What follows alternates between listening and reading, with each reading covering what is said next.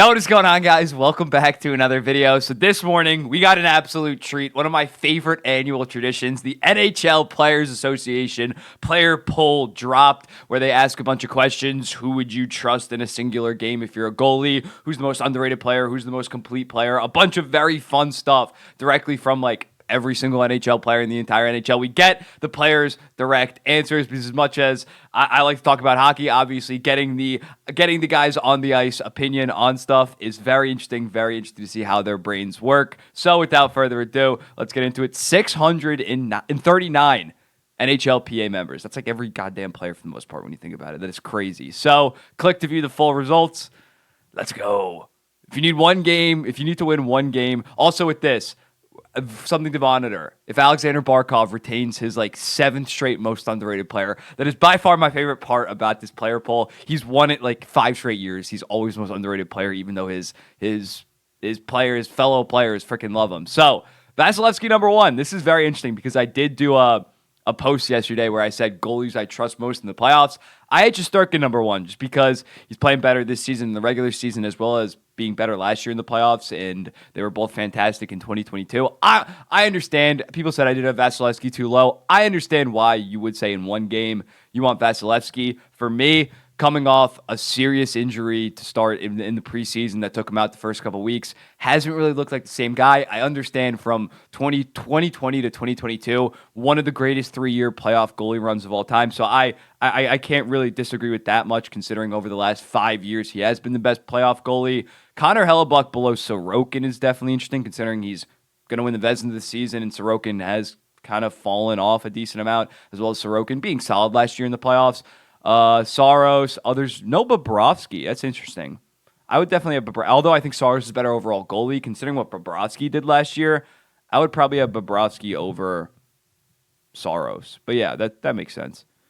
If you need one, okay, if you need one forward, I had a feeling that they're going to put Sidney Crosby #1. But yes, Connor McDavid, I would have McKinnon, Kucherov, even Panarin all over Crosby. Crosby's still a stud, don't get me wrong, top 12 player in the NHL. But yeah, it's no doubt Connor McDavid. I think you're going to see no Austin Matthews, which I understand just because of the playoff success. I do think that he is a top 3 talent in the league. But considering his playoff track record, if you need that one game in the playoffs, Game 7, I can understand not going Austin Matthews for sure. No Leon Draisaitl. He balls that in the playoffs.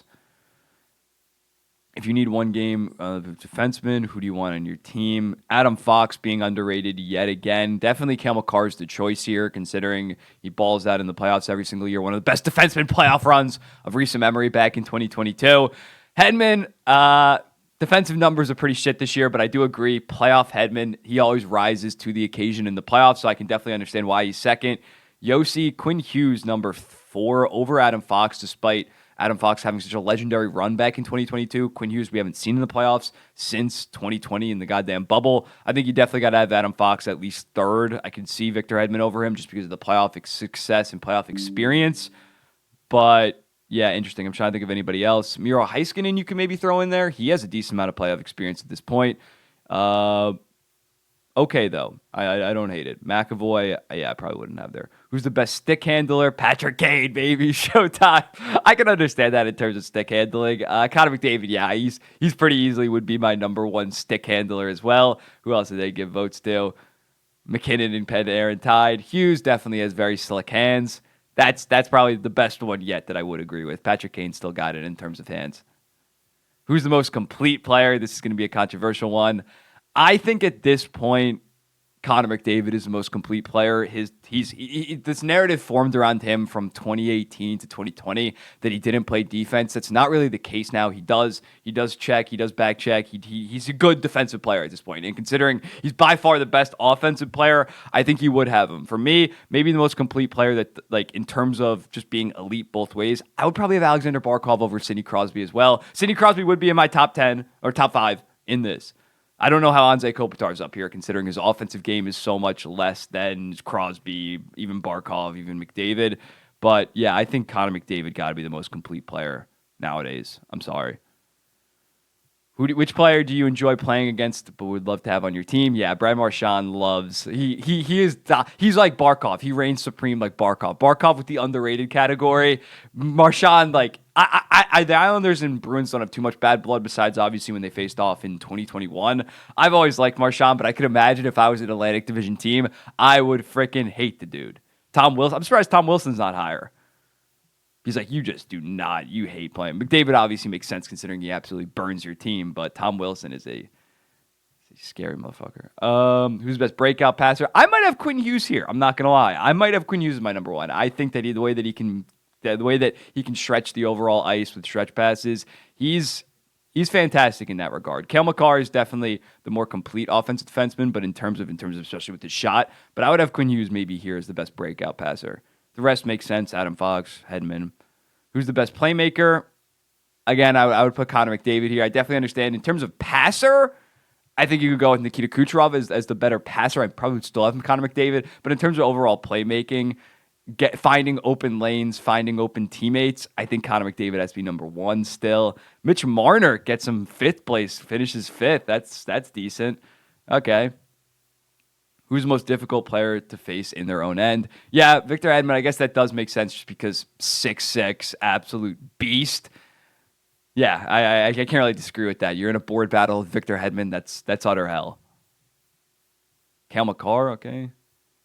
If you're picking a face-off, who do you go with? Yeah, Ryan O'Reilly. The bounce-back season that Ryan O'Reilly is having is absolutely crazy. Establishing himself, yet again, as one of the best two-way centers in the entire league at like 33, 34.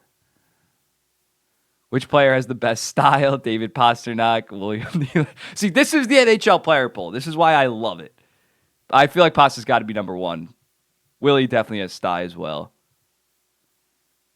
Which PWHL player do you enjoy watching? For me, easily Hillary Knight. MPP. Boo. Hillary Knight all day. It's a biased American. Where's the underrated, man? Is there no underrated? The toughest to play. T-Mobile, I feel like that's somewhat influenced because they just won the Stanley Cup, but this place is an absolute barn when it's going. The goddamn light shows that they have before the game. I got to get to a game at T-Mobile Arena. PNC, also very underrated, even though it's in a shit location for their fans, being in goddamn the NC State campus. TD Garden, Bell Center. Bell Center, you're going to see once the Canadians get good again, Bell Center is going to be winning these goddamn polls. Which arena has the best ice? They go with the Bell Center, Rogers Place. I can't really judge that. Canadian markets, I guess, know how to take care of their ice. They have the better Zambonis than the American markets. Am I losing my... Was there no underrated? Okay, that makes sense. There's a lot of Italian players in the NHL. I'm sure Vincent Trocheck, Tony D'Angelo. They're like, get us the game in Italy.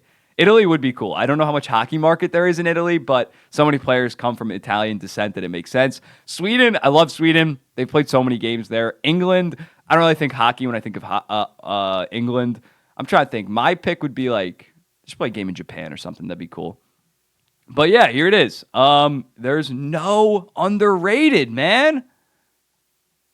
What the hell? Barkov can't repeat because they freaking took it out. This is ridiculous. I demand a new poll. Wow, that is ridiculous. Okay, there's no underrated. That sucks. Let me know in the comments. What do you think about this? Do you agree with the players on a lot? I agree with the players on a lot of these. The only ones that I noticed was Bobrovsky not on the goalies. Adam Fox got to be second or third. But let me know in the comments. What do you think of this? What do you think about the NHL players poll? And I'll be seeing you in the next one.